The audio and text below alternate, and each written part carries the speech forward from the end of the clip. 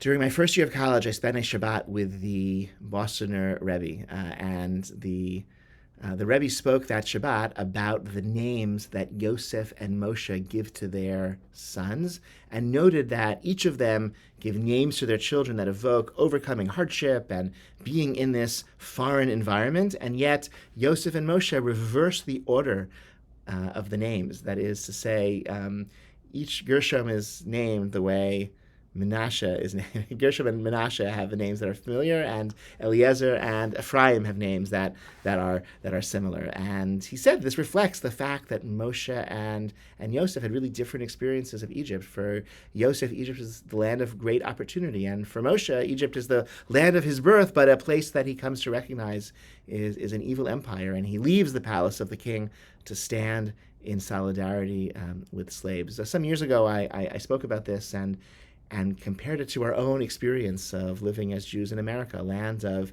great promise and opportunity for many American Jews over a period of generations, the Golden Medina, but also a place with growing anti-Semitism where I think for many of us we feel a little bit less at home, a little bit less settled than we did just a few years ago. And I think that's sort of valuable to recognize that the subjective experience of living in this vast non-Jewish empire is an experience that we're not the first generation to confront.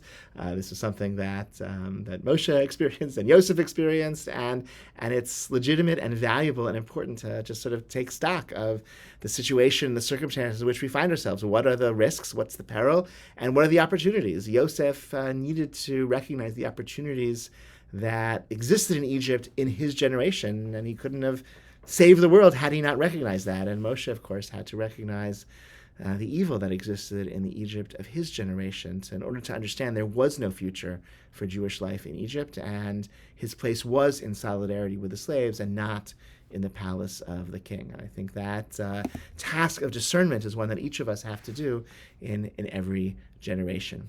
I wish you all a Shabbat Shalom and look forward to seeing you over the coming day.